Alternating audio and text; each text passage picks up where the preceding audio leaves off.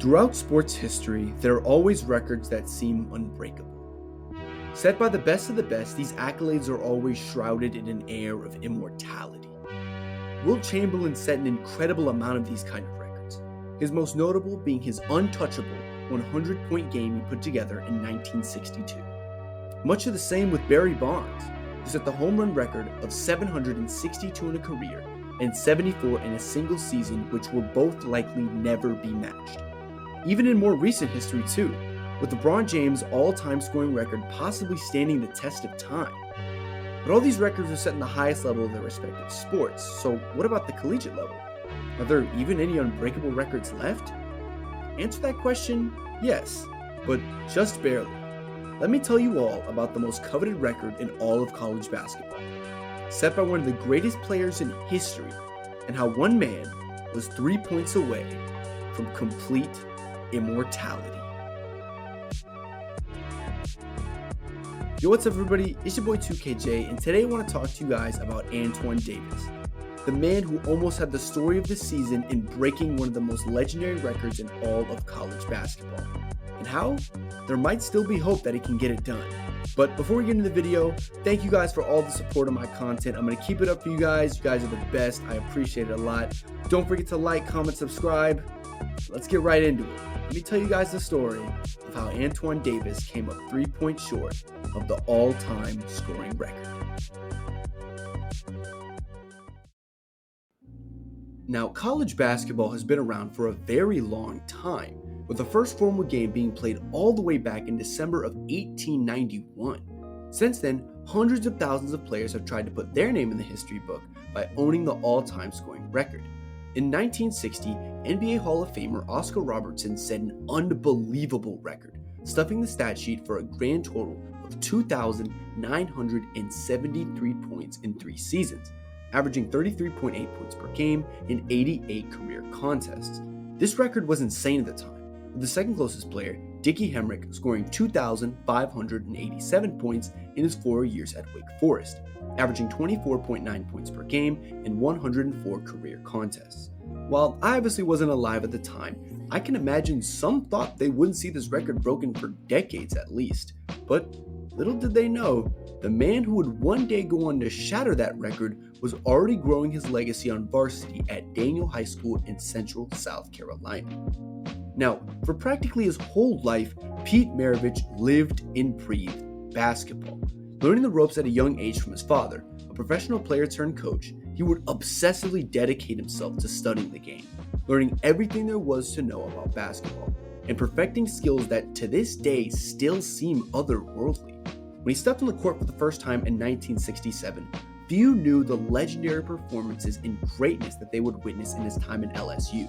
In his first career game, he proved that, proceeding to explode for a monster 50-point triple-double, going for 50 points, 14 rebounds, and 11 assists in a game against Southeastern Louisiana College. Now, he wasn't done here though, finishing off his first season averaging an unreal 43.8 points per game, which at the time was the highest points per game ever. Maravich would go on to break this record though, because obviously 43 points weren't enough, to average 44.2 points per game in his junior season.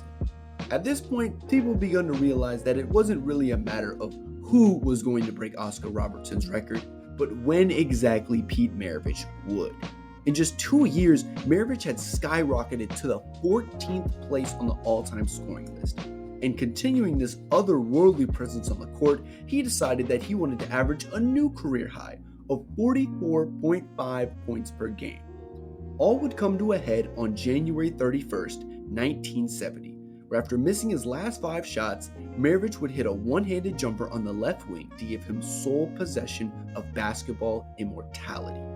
Even as the all-time leading scorer, Maravich still lit up opposing teams, going for a career-high 69 points only 7 days after against Alabama, finishing off his legendary career with a grand total of 3,667 points over only 83 games, averaging 44.2 points for his career, which is still an NCAA record. After he broke the record though, his father went on to say that he believed that someday someone would go on to eclipse this seemingly untouchable number. He wasn't sure who or how long it would be, but he knew that one day it would fall. And he was right. Well, almost right. I'm sure you've heard his name before, but Antoine Davis is currently the starting guard for the Detroit Mercy Titans, a place where he spent the last 5 years making his mark on the Horizon League, becoming a 5-time All-Horizon selection and a 2-time Horizon Player of the Year, among other awards. But none of these matter to Davis, because the ghost he's chasing is something far bigger than that, far more important than any selection could ever be. Antoine Davis is chasing immortality. He raised his 23.9 points per game average in 2022 to a staggering 28.2 points per game, posting a true shooting percentage of .568 and a 3-point percentage of 41%. During this chase, Davis has also taken down some other all-time records as well, becoming the leading 3-point shooter with a total of 588. Ironically enough though, in the end, his 3-point shooting ability would fail him, going 4 for 16 in what would look to be his final game, leaving him a heart-wrenching 3 points away from tying Maravich's all-time record. Now, as incredible as it is that he got so close, this race shines more light on just how ridiculous Pete Maravich's record actually is. Now, Antoine Davis played 144 games in his career, averaging 25.4 points per game in doing so. Pete Maravich only played 83. That means Davis had an extra 61 games on him. Not only that, but when Maravich played, there was no 3-point line, as its induction would come in 1979. Thankfully, former coach Dale Brown managed to chart every single shot Maravich took during his time for the Tigers. Now, we know today that Maravich was a shooter, but based on these statistics, it's reported that Pete would have averaged 12 3-pointers a game, with an overall average of 57 points. I really don't think I have to explain how bonkers this is, but let me put this into perspective for you. If Maravich played the same amount of games that Davis did, in the modern era with 3-point shooting and a shot clock and all those things, he would have averaged upwards of 8,000 points for his career. And if he played the same amount of games he normally played, it would be somewhere around 4,700 total points. Now, saying this isn't to discredit Davis, as he became one of 2 players in NCAA history to eclipse 3,500 total points for his career. And while for now it seems like his story might end here, there actually might be one last shot for him. While Detroit Mercy didn't qualify for the NIT or NCAA tournament, they could still receive an invitation for the College Basketball Invitational, almost certainly crowning Antoine Davis as the new all-time scoring champ, and etching his name in the history books forever. But only time will tell if he will, and all we'll have to do is wait and see if he can become immortal.